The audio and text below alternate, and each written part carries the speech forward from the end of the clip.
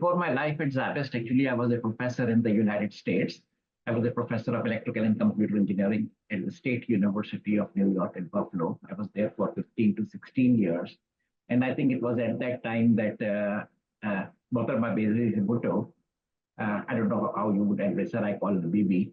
So she wanted me to establish SZABIST, named after her father. And that is when I relocated back to Pakistan, to Karachi, and we started off opening the first campus of SZABIST at Karachi. And then, of course, it was a long journey. We had a campus in Larkana, then we opened one in Islamabad. We opened the fourth campus in Dubai.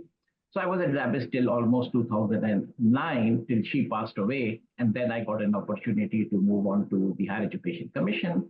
So I left SZABIST and then I moved to Islamabad, and I was there till 2013. And that's a tenured position for 4 years. So at the end of my tenure, the United Arab Emirates wanted my basically services, so I moved on to Abu Dhabi. I served for 4 years as the Commissioner of Education in the Emirates, a similar position like you have the chairman of HEC. And from Abu Dhabi, I relocated to Houston. That is where basically I am. Technologies usually have very small half-lives, generally speaking, and they just keep moving on and they evolve into something better. So even from the times, I joined SZABIST, I remember not joined, basically, we created SZABIST from scratch. I'm using the wrong word, joined. So internet had just come around and people did not even know in 95 what an internet was. And I'm talking city of Karachi. So I remember in 96, we used to run free workshops in the auditorium. And we used to have these titles that were called Internet for Accountants, Internet for Lawyers, Internet for Doctors. And, we had the auditorium that used to be full, people learning and seeing firsthand what an internet really is. So since then, obviously, we have come a very long way, and then the technologies have kept evolving. And now I think we are currently in an era that, it's an exponential growth and change, I would say, the evolution itself. And in the last few years, things have been so rapid that it's very difficult even to keep pace with it. And obviously, everybody knows about regenerative artificial intelligence.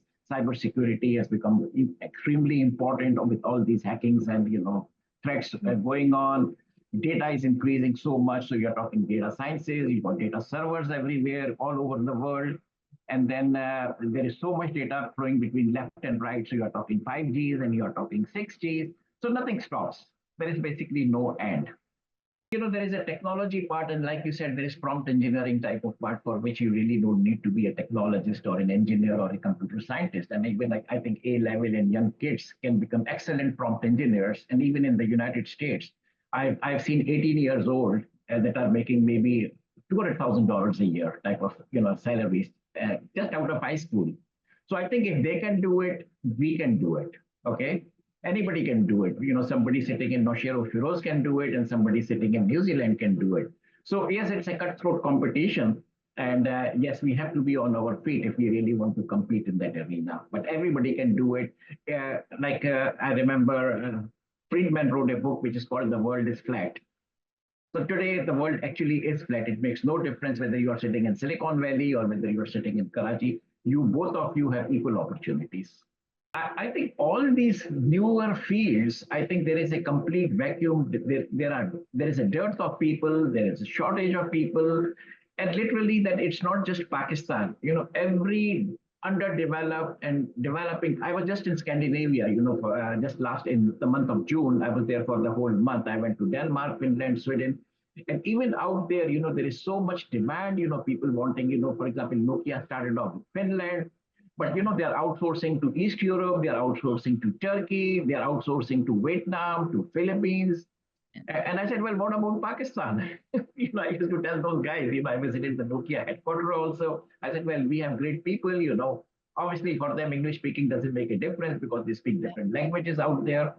But I think we can offer basically the same thing that anybody else can. But we seem to be lagging behind because even like I said, there are countries that I mentioned, in Eastern Europe, who probably deliver better qualities than even the countries in Far East. Like who would have think that Vietnam and Philippines would also be in the race? So, and let me tell you, Africa is not far behind. Let's look at the plus sides of Pakistan first, okay? The very first plus, of course, is we are an English-speaking country, okay? Just like India is. So I think India took advantage of that far way ahead before we did. So that basically we are in the same boat, just like India and just like many other English. All the rest of the English-speaking countries are all expensive, when you start developing technologies there. So when you're talking about English-speaking, you're competing with India at the moment. Okay, so it's a level playing field there. The other thing that, of course, we have here is our manpower or the skilled people are amongst the cheapest in the world, the least expensive. The per hourly or the monthly or whatever you choose. Even India is expensive. We are probably 66% of what India is. So we can beat them at this game. So obviously, when contracts are handed out, they look at if they were looking at a price. Pakistanis can offer a better price, clearly better than Indians, better than Vietnamese, better than Filipinos, and definitely better than the East Europeans. The only thing that kills us at the moment, of course, is quality. I mean, that is the thing where, generally speaking, I've heard a lot of CEOs out in the United States, talking about, they say, yeah, but we do give out contracts, but, there are no follow-ups, people don't deliver on time. And of course, we know at our back end, that the problems that we face, there are power failures, there are strikes sometimes in the city, people are not able to get to work, people are working out of homes. So, it's a struggle. And if the government really wants this sector to go and speed ahead and beat other countries, I think they really need to put their weight behind it. And then if the government puts their weight behind it, I think we can do wonders. You see that some good things did happen in Pakistan. For example, the free laptop schemes. A lot of university students got free laptops. Now, what they did with it is another story. There have been stories, of people kind of misusing it or even selling it off in the market. But there were some people who actually did take advantage of that. So that is definitely a plus sign. So if, let us say, 10,000 laptops were given, then there were at least 2,000 people who did take advantage of it. So that is definitely one. Then, even the provincial governments and federal governments, for example, even there was a presidential scheme under President Arif Alvi. He initiated something which was called the Artificial Intelligence Initiative. And they plan to train tens of thousands of people, which of course the program had started in big cities. But then I was not very happy at the quality of those programs because yes, you do learn, you get a certificate, but unless you are really able to connect to real projects and deliver, a piece of paper really means nothing. We are still disconnected with the real world. The people have the knowledge, but they don't know how to use it. I think that is the type of knowledge that maybe the government or even the private sector can come forward and help. For example, if we were to have these incubators in every university or even in the cities, whether the government sets it up or it's a public-private partnership, I think these would give opportunities to all these people to come around and put their heads together. And maybe that would really help our country. So we started off by putting these oryx in the universities. So in some universities, of course, the oryx did well. Like if you look at the National University of Science and Technology, which is NUST, they were doing excellent. And I believe even in a number of good schools, oryx was really delivering, but yet everywhere else it was not. And then there were also a program to set up incubators. Again, a number of universities had incubators. And again, I mentioned, whether it's LUMS or it's NUST or it's GIK, they're doing excellent. There are a lot of startups coming out of those incubators. And then now, obviously, last time when I was in Islamabad, just a couple of months back, I saw in the private incubators also that people have started opening up in buildings and they are trying to put people together. So I think there are a lot of these initiatives that are taking place. But unfortunately, what actually has been happening in terms of a setback to the IT sector is bad internet connections, low speeds, power failures, and firewalls, registering VPNs. So a lot of these things, of course, the government, of course, have their good reasons, whether good or bad. But then, these are some policies that the government has adopted and implemented. And so we are still going through the teething problem that the companies are trying to learn to work within these constraints. So I think it is a setback that probably is there for a few months, but I hope the IT sector will be able to pick up and move ahead. First of all, I think it should not just be confined to computer science. There should be an integration of computing across all disciplines. So whether it is social sciences, whether it is medicine, whether it's architecture or anything else. So there has to be a complete integration, seamless integration. And that is where HEC can play a role because it's HEC that defines the curriculum for the universities, and they are supposed to follow it blindly. In a lot of other countries, it's not like that. Universities are autonomous. They create their own curriculum, and they create they have their own graduates that come around. And they ensure, it's a quality curriculum. That's why people come, because it's a competitive world. Out here, you have, if you go to the HEC website, you see maybe 200 different courses or programs, and every university is supposed to follow that. Okay. Therefore, there cannot be a deviation. So as things keep changing every 6 months, every 9 months, every year, HEC is slow to respond to that because their committee meets every 3 years for every program that is defined. I mean, 3 years. Like I said, the half-life of technology is only 18 months. So I think this computing and even today, this regenerative AI, what you can do with it and all these new technologies, everyone across the board has got to learn about that. Like when I said, when I served in the United Arab Emirates, we introduced as a mandatory course, it was innovation and entrepreneurship. Okay, across all programs. So people not just had to do a subject in psychology, but they wanted to know, well, how can they make money out of it? So similarly, computing, not necessarily coding, but the use of innovative use of computers has got to be taught at every level. And I'm saying not only at the university, maybe it has got to be introduced even at grade 11 and grade 12. Yeah, I think the shift also has to take place in the developed world. I mean, even they are lagging behind the way things are changing. For example, if you look at it, and now I'm not talking as an accreditation expert, quality assurance expert here, a typical bachelor's degree, as you know, is 4 years, right? I mean, by the time you start a program and by the time you graduate, half of the things that you have learned have already become obsolete. So I think this is where even the curriculum needs to change and everything needs to be revamped. You take those gen ed courses, which are like 25% of your curriculum, and then you take those electives, you take those senior electives and junior electives and the optional courses and the mandatory or compulsory courses. Everything has to be, turned upside down. If I had my way, I would push people directly into these technical subjects right at the first year and at the sophomore level. So let them learn something first in the very first year. So you would call that the skills, like a diploma, like a certificate. So everybody's trained within the first 1 year and they can continue their university education, but they can start doing things on the side. They can open up their startup, they can open up their companies, they can start doing part-time work, they can start making money, even to support their education. So by the time they come to their third year and fourth year, all they need to do is fill out all those gaps in between that they have to take drama, they have to take English, they have to take, sorry to say social sciences. But yeah, so, so it should be the other way around. Take the hardcore subjects first and take the soft subjects at the end, because you still have to fulfill according to what the accreditation says, 124 credit hours or 130 credit hours.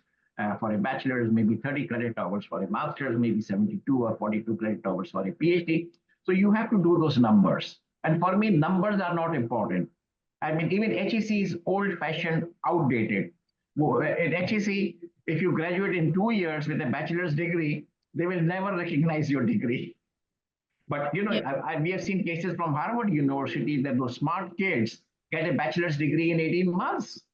Because it's not the number of years, it's the credit hours that you have done. So you can complete your master's in 9 months, but HEC says no, an MBA has got to be 2 years. It can't be less. They will not recognize your degree. I mean, even I failed at HEC, when I tried to change these systems, but the mindset is so old-fashioned that you still have to go obviously through the board and get things approved. So it's very difficult. I think first of all, skills are extremely important. So everybody doesn't have to go for a degree. Yes. Whether you do a 3-month certification or a 6-month certification or a 9-month certification, I think they are more important today in the technological world than a degree is. Now today, Google, Tesla, Apple, all these people, when they advertise for skills. They don't say, well, you need a bachelor's degree or a master's degree. Okay. And a lot of these people they are actually recruiting are people who have done their certifications. Okay. But the important thing with Pakistan is, in Pakistan, there are hundreds and thousands of institutes that are technically speaking, I'm not using the word accredited here, but non-recognized in a sense. And the diplomas and the certificates they award, whether it is, in Gujranwal or whether it is in Nawab Shah, So it's an institutional diploma, has basically has no. So I think out here we need some type of global stamp on it, or some type of global testing, just like you have an SAT or GRE or GMAT. So something that standardizes, so it really doesn't matter that you have done a networking course from, let us say, Nawab Shah, and somebody has done a networking course from Harvard, and they both appear for the same exam, and you get a score, just like you get an SAT or GRE score. And if the guy from Nawab Shah gets a better score or a good score, then the employer sitting out in Silicon Valley or Vegas or wherever they are in Ireland, Dublin, they would know, well, this guy from this no-name city has as much knowledge and is as skilled as the guy from Harvard. So I think these recognitions and accreditation of the certificates and the testing of all these skilled graduates is extremely important. And I believe that tech was working on that in Pakistan, I believe. You say, what can the government do? Well, the government can do everything, okay? At the prime minister's level, at the parliament level, at the president's level, at the minister of science and technology or the minister of IT level, they can make and they can change policies, with just a stroke of a pen, okay? They need to understand that, let us say 1 acre of land, of agriculture land, is probably only going to give employment to one person. But if you have an IT company where you've got maybe 500 developers working out there, look at the employment that it can create, and look at the turnover it would have. Probably it would run into hundreds of millions of dollars versus maybe $500. So the government needs to understand that they need to put their weight behind the IT sector. Currently, Pakistan probably is around $3 billion figure plus minus in terms of IT exports, which is a very insignificant number if you compare ourselves with India, which is close to $200 billion. The population is only 6 times more. So we can really move fast forward if the government puts its full weight behind the IT sector, instead of spending $100 million on a cement factory, for example, or maybe even a road from point A to point B. But if just for a couple of years at most, they put their weight behind the IT sector, they can do a lot of things that can move this $3 billion to maybe in 3 years' time to $6 billion a year, and maybe to 12, it would be an exponential growth, and then maybe to $12 billion in 3 years' time. That's possible. Right now, we are just kind of stalling at 2.5, 3, 3.5, 2. It's not going to work out that way because, like I mentioned in the beginning, there are other countries that are beginning to overtake us. So we are getting behind in the race. So government can do many things, okay? So to start off with, I would say, just like they have been giving laptops, I think they should even be handing out smartphones to everyone. Import of all smartphones should be duty free. On the contrary, they have put up a ban. You get a iPhone from outside, you can't even put a local SIM in it. You have to go to PTC and you have to pay maybe 80,000 rupees or 100,000 rupees as tax on it, right? Before you can use it with a local number. Can do is they can reduce the import duties on laptops and on smartphones and take it to zero. Okay, how many people are going to take advantage of it? 100,000 people. But look at the benefit this country is going to get when people get these smartphones. Everybody would be up, they would be on Fiverr, they would be on Upwork, they would be on, you just name it. So that's the very basic thing. Other thing I would say is just like for university graduates, university students, if they can afford to give out laptop, they can give them free internet access. Let them use it wherever they are, in their villages and their homes. They do not necessarily have to come to the university and use the Wi-Fi and get into the lab and use the internet. They should be able to use it at home or in their car. I think that's the other thing that government can facilitate and government can do. So these, I would say, are the two basics, very, very basic. The third thing I would say is, we see a lot of IT professionals leaving the country because by then the factors are that they cannot find employment or because because of inflation. There could be many other, economic, political factors in there. At one time, we even for faculty, for PhDs, initially when General Pervez Musharraf was there, even though, he was a military dictator, but he really facilitated the universities by giving them a lot of funding. So the university faculty were tax exempt. They would not pay income tax on their salaries.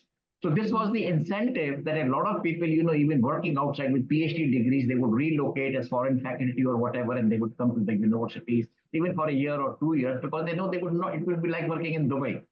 They are not paying any income tax. But now the whole thing has been reversed, and everybody, ends up paying 25-30% of whatever they earn as taxes. I think for IT professionals, we should make it tax exempt at least for 3 or 5 years. So people who are thinking of relocating, and everybody today, is thinking, well, let me go to Saudi Arabia, let me go to Dubai, let me go to Bulgaria, wherever the opportunities arise. So at least they know that if they stay back, their salaries kind of technically would automatically double or become 50% more than what they earn. They would not be paying any income tax on it. So I think these three basic things is going to make a big difference to the IT sector. And the government can do it with just a stroke of a pen, nothing else. The restrictions that are currently in place, on social media, for example, sometimes Twitter is banned, sometimes YouTube is banned, sometimes Instagram is banned, TikTok is banned. Okay, I mean, those are obviously there. They've got political reasons to do that, or maybe they got security reasons to do that. But it's affecting a lot of people. I mean, look at these youngsters, even out here in the United States. They get on a TikTok, they are making a few $1,000s a month. Even in Pakistan, people are making at least a couple of $100s. That's a lot of money for people living in villages. A young kid comes up with something creative, creates a channel, and is self-employed. Yes. But if you start putting restrictions, you're putting restrictions on his bread and butter, basically. So I think the government really needs to loosen up, and that obviously can only take place if the prime minister takes an interest. The SIFC, which is the Facilitation Council, that has been set up, they should put IT as a top agenda. They should appoint an IT minister who really is an expert in the field, who knows, what the business is like it happens in India, it happens everywhere around the world, basically. But our political system is such, that even we have not had a good share of even science and technology ministers in the past. And if you look at the whole list of our science and technology and education ministers that we have had from 1947 onwards, you would know what I mean. People do immigrate for economic reasons, even for academic reasons, higher degrees, maybe better opportunities in terms of job satisfaction, working out. And this has happened, even in the last 30, 40 years. And that trend will also continue. It also happens in Europe. The Swedes will come to America, and the English speaking will go to Ireland, and the Greeks will go there. So that is something normal that happens, this type of thing.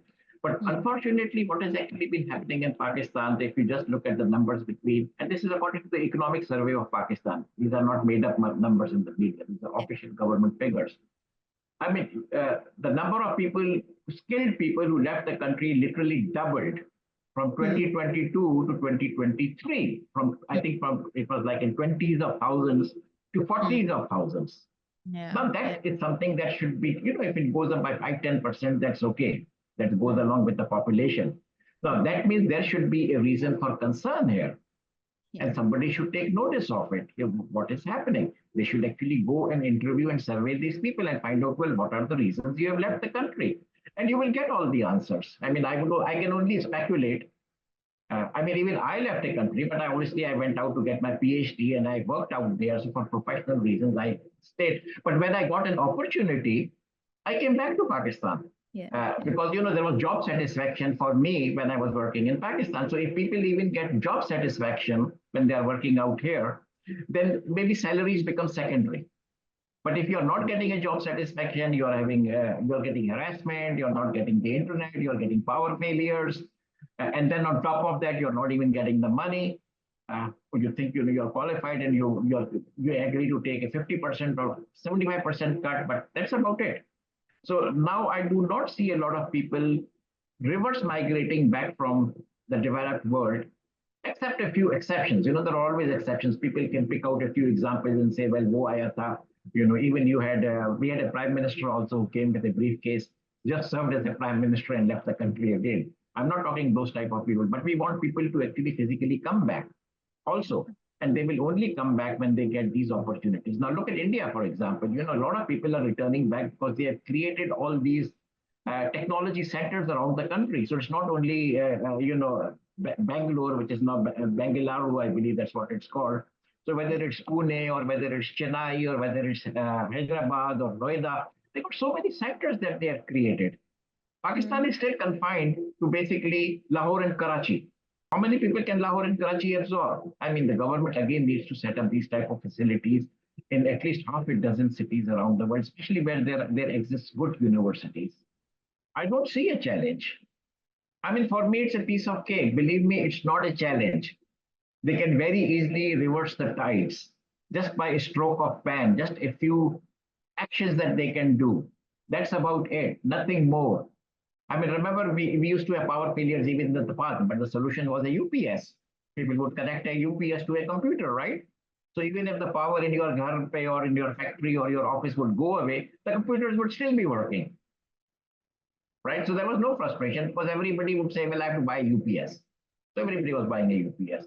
So yes, so these things are here. So you can go around, you can get your VPNs, you have got alternate services on the internet. I hope SpaceX also comes to Pakistan, so you will not be relying on local providers. But then if the government again starts putting restrictions on SpaceX that you can't buy from SpaceX, you have to go through PTC and you have to go through the regulations.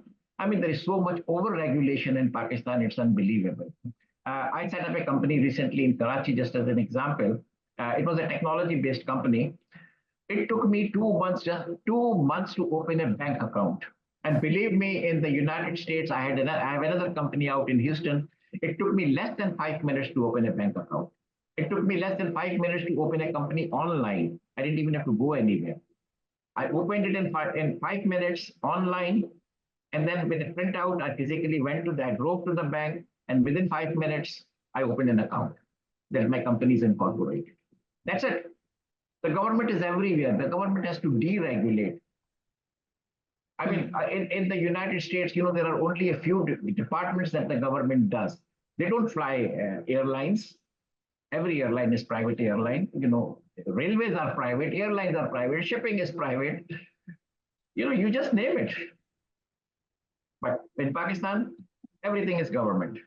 Yeah, yes, of course, it is a concern, and then you need to protect your data. Of course, if the more you get connected, whether it's your banking sector, it's your stock market, out in the West, everything is connected. It's not just the money. Even the powerhouses, the water distribution system, the traffic lights on the road, everything is connected. Okay, so anything can be hacked. So everything has to be protected. The more you get into it, yes, that's one of the threats. And globally, there is a big shortage of cybersecurity experts at the moment. You can't find them because everything needs to be protected. Yes, so these are the opportunities again for Pakistan that we can create cybersecurity experts. And I was trying to find some, there were some people who were looking for people. I could not find any in Pakistan because whatever tier 1 or tier 2 level they had already immigrated to Saudi Arabia or to the Emirates or whatever. So they had all gone. But they said, well, yeah, we'll probably end up getting 2 lakh rupees. Out there, we are getting $10,000. So that's the difference. Yeah. So yes, I think there is a big vacuum. So many different areas, like that was your first question. You said whether it's cybersecurity, whether it's cryptocurrency, whether it's artificial intelligence, it's metaverse, it's VR, virtual reality, augmented reality, machine learning, data sciences, mobile app development. The list just goes on and on. There are so many sectors to grow. And in my last article that I wrote in the news, I said, you just take one area, forget about, spreading thin. Yeah. Pick up an area. And the largest growth you are seeing today, of course, is in cybersecurity and in artificial intelligence. Just focus on these areas and capture the world. And everybody would know, well, Pakistan is the place to go to. Like initially, India captured the data science area. All these people, the international airlines and everything else, they were only talking to India, because of that. They became the world headquarters. And even today, I think 75% of the data around the world is stored in India at the moment. I was just out at a meeting, with a US congressman, and, we were discussing the geopolitics of the country, China, US, Pakistan, India. And I said, well, you are trying to block China, but ultimately, India is going to become a China for you. Because all your data is sitting in India. What are you going to do then? Are you going to start withdrawing from China? So we have an opportunity. Pakistan has always been your good friend, for the last 70 plus years. Put up your data centers in Pakistan. He said, yeah, but we don't even have electricity. Your electricity is the highest priced in the world. You have power failures. You don't have good internet. I said, well, we will resolve those problems. But think about putting your data centers in Pakistan. I literally told him that today, right now. Aaj ke din. Leave the technological business to the technical experts. That is my advice. the politicians should pull back. Okay, because they really do not understand. I believe one of the ministers was calling firewall as fiber wall, which I heard on one of these interviews.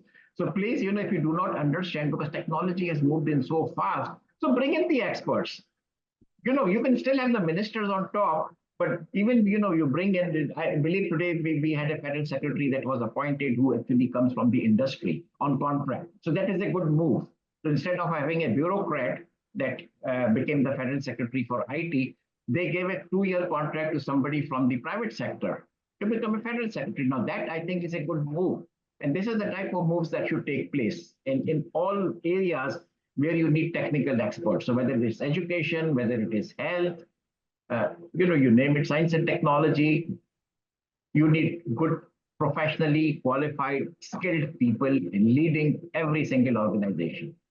And the politicians can run the government, of course. Well, like you were talking of OREX, I mean, USAID initially came on very strong. There was a knowledge corridor program, there was an OREX program, the incubators, the technology parks. So countries do come forward. We were actually had another program with Turkey, for example, in setting up a technology park in Islamabad. Turkey was also interested in opening up a technological university in Lahore. But, over the years since and I found the group, obviously, they are my friends, from Turkey. They were the people, and they said, we started facing so much difficulty that we decided not to open a campus in Lahore, and they went elsewhere. So I think opportunities are there, and a lot of people want to reach out to you to collaborate. The Brits do, the Americans do, the Europeans do, the Austrians. Austria has just set up a technological university in Hazara. I have not visited it, but one of my friends actually is leading it, and I've heard it's super university out there, just like GIK. So yes, the people are reaching out when we need to, open up our arms. I mean, Sialkot is another, hot hub where, it exports a lot of things. They've even started their own airline, they have an international airport. So we can create hubs in Pakistan, technological hubs. And the countries would come out and collaborate. Obviously, I mean, if money starts flowing in and people will realize, obviously there will be products that will come out. To give you an example, again, we were trying to find AI experts because a company that, we have actually established in Switzerland at the moment, I'm a part of it. This basically is a mobile handheld scanner for early detection of breast cancer. Okay, so you just connect the camera to the mobile phone, which is connected through cloud, through a server that is sitting in Switzerland, and it's all AI-based processing. So what a radiologist or what an oncologist would actually miss when you're looking at your X-rays or your MRI things, the AI would detect it, and you can get the results within 30 seconds right on your mobile phone. So you don't even need to go through radiation. But now these are the type of opportunities we could actually have created in Pakistan. But then again, the difficulties of electricities and regulations and opening of bank accounts. So till these things are resolved, you would rather, because you want to go global, as a startup, not just for Pakistan. So those are the type of things, that are opportunities that a lot of foreign companies will come and collaborate with you if you give them the facilities out there. Well, I think some of the universities that are in Pakistan, a few of them are really good universities, and I think we should have similar universities. Preferably, we should have a dozen such universities, just like that's what happened to India. They had set up the IITs. Now we only have a handful in Pakistan. They're not as good as IITs, but we do have a handful of good universities, and we have good people. So I think we need at least to multiply those by 4 or 5, and that is where the real brain come out, and give them a free hand. Even the vice chancellors and the deans that you appoint have got to be appointed on merit and not on nepotism, but pure merit. Leave the university business to the university people, leave the science and technology business to the science and technology people, leave the IT business to the IT people. That's basically what we should be doing. I think, I've been visiting Pakistan regularly, and I see the IT professionals are so much charged up. It looks like they're handcuffed, but they are fully charged up to do things. You let them loose, and I can guarantee you that in just less than 2 years, you will start seeing a difference, a big difference. You could literally, like I mentioned, that I think in 3 years, we could double our exports from 3 billion to 6 billion a year. And then maybe in 6 years, we could go from 6 billion to 12 billion a year. And this is very much possible. We have the people. We would stop the people, the brain drain part of it, as long as we facilitate the type of recommendations I made, in allowing, taking away the taxes and facilitating them and moving the restrictions out, importing, duty-free laptops and mobile phones. All of them will act as a catalyst to kickstart. Well, it has already kickstarted. Like in old motorcycles, so you keep kicking, but the engine is not picking up. So it's there, but it has to start. Yes, of course, any facilitation that the government can give through the setting up these economic zones or the technology zones or whatever you may choose to call it. I mean, like we had the knowledge corridor we talked about, with the USAID and the Department of State. And that was, again, a thing that was coming up very strong, but, again, because of the geopolitical situation and everything seems to go into the back burner. So I really think that it's great opportunities, and I hope that the parliaments and the prime ministers and the presidents and the political governments do understand that this is Pakistan and we are talking about Pakistan, and we need to, because whatever we do, this money is going to come into Pakistan. That basically is it. It's not going to go away. Yeah. I mean, even if you look at my articles, I used to write an article a month, even when I was chairman at HEC. In 4 years, 48 months, I wrote 48 articles, just in newspapers. And of course, even at that time, the keyword was knowledge economy. And we used to compare ourselves even with saying, look at the countries like Singapore and look at countries like Finland. Finland has a population which is probably less than, Finland is 6 million population. It's 1/4 of Karachi, but the exports of Finland are probably 10 times more that of Pakistan. So this is all knowledge economy. Singapore was knowledge economy. Dubai is going towards knowledge economy. So yes, this word has been going around for the last 15 years, but so far we have not been able to create what I would call as a knowledge economy. We still continue, obviously, to focus on the agriculture sector, which because 60% of our people are dependent on agriculture as their livelihood. And the only reason they are dependent on agriculture as their livelihood is because there has not been an economic growth in the cities or in the countryside. Okay. Out in the United States, in many European countries, you find one person, one tractor doing 100 acres. And their productivity is probably 10 times more than what we do. So it frees up your remaining 99 people to come up and do other things. Work in the industry, do startups, technology, marketing, service sector. I mean, there are so many different sectors out there that probably ends up, but you have to create, these employments. So I think, yes, we call ourselves as an agro-based country, yet we continue to import everything from adrak to lasan to tomato, everything is imported. I don't know why we call ourselves an agriculture country, because 70% of our people rely, their livelihood depends on agriculture. That is the only reason. And that means they are literally working at what? $1 a day, $3 a day, probably 1,000 rupees a day. That's the total income they get. I mean, the minimum out, I was in Scandinavia, like I told you, you're talking about 18, 19 euros an hour. That's a typical, skilled people get. Starting in the US, they again get, at least $15 an hour, minimum. People who work at cash counters, in Walmarts and in Costco and everything else, that's like $15 an hour. So another opportunity, of course, that I see are, outsourcing the manpower in a sense that, virtually, that they need accountants. So instead of paying $50,000 a year to an accountant out here, they can actually recruit somebody sitting in Pakistan working 9 to 5 according to their time, working at minimum, $8 an hour, $9 an hour. So again, these are the opportunities that we can do. But for that, again, you need very good connectivity. You need reliable connectivity. You need good, cyber security, that even their data is protected. So the opportunities I told you are tremendous opportunities. But somebody at the government level needs to wake up and understand that it's not the real estate sector that makes money. IT probably will make you 10 times more money than the real estate sector. It will make you 100 times more money than agriculture. Yeah. Unfortunately, I think Bibi herself understood a lot of it when she was alive during her last days, because I was pretty close to her.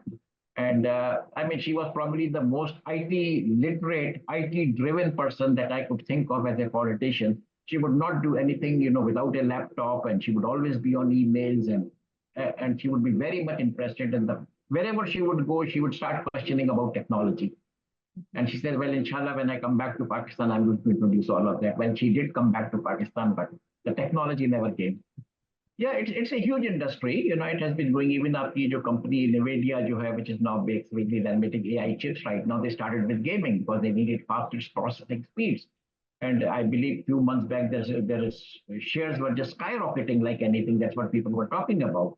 So, and I believe it's among the top four companies at the moment. It's worth more than $1 trillion. I don't know how many $1 trillion market capitalization at the moment. So you see, so this is they were all dependent on game development in the beginning, and that is how they grew up. Metaverse, when Facebook became Metaverse, they literally are pushing the VR AR arena. So again, you see a huge. It has not picked up as quickly as we thought it would, but eventually it will pick up. And especially when you are looking at marriages between AI and VR and AR, it will be a different world you would see. Even if I look at an education sector, why do I physically have to drive up to go to a campus, go into a classroom and attend, when I can literally put up my goggles and I can have Albert Einstein teach me physics on a space station, or will teach me, let us say, astronomy on a space station taught by Albert Einstein. And these things are very much possible, right? It's not imagination.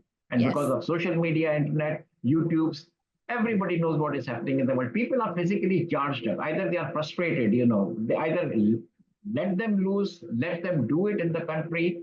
Otherwise, they will find opportunities to just leave the country, which is basically what is happening right now. They're so frustrated, but they're skilled. They want to do something, but they're not finding opportunities to do it.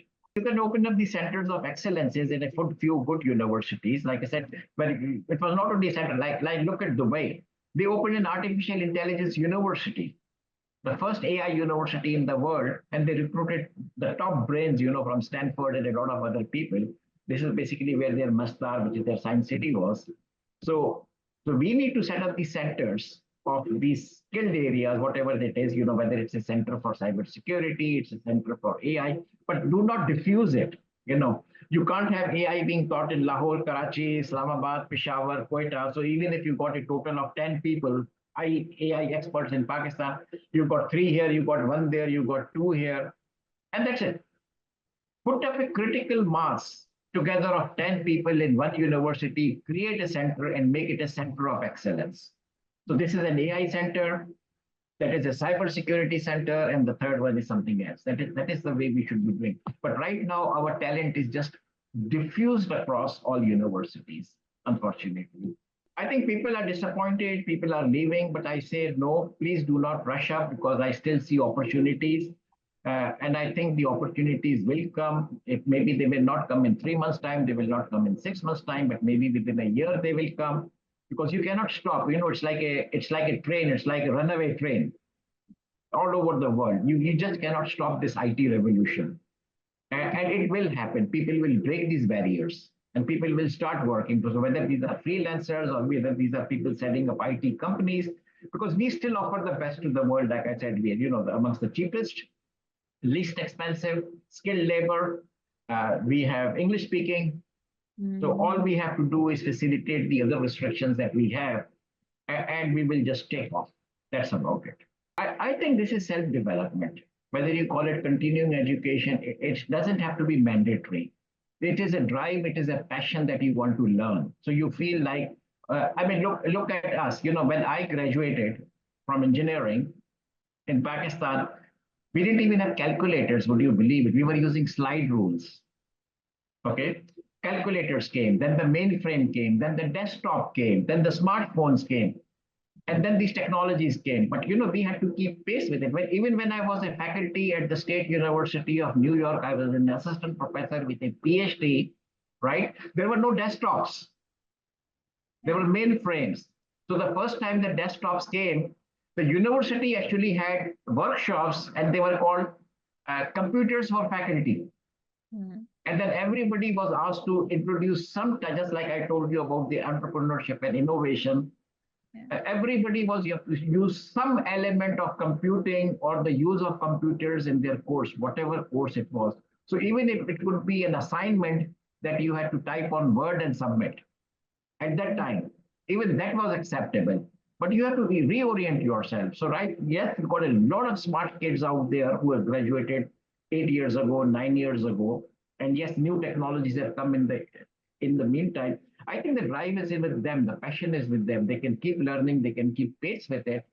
I mean, where did I learn artificial intelligence from? I have a company, that we are working on. Obviously, it is something that interested me, and I said, well, there is a great potential. Let me learn what this is all about. What is regenerative? I do a lot of things, with regenerative. I create my own text, and then I put it on regenerative AI. I say, well, can you rephrase it or improve it? So it improves it, and then I take it back, and again I further improve it. So it's a mixture of human intelligence and artificial intelligence for me, but I do take advantage of it. Well, nothing. I think our youth is great. So my best wishes to the youth: they should not give up. They should just give an opportunity. And my message, obviously, to the political government says: think of the youth. Think that IT is a great sector that actually can grow very rapidly as compared to many other sectors. So your nickel here is going to go into $1. If they invest in nickel, the return would be $1 within a couple of years. Just think of it that way. Thank you, Debbie. Nice talking to you.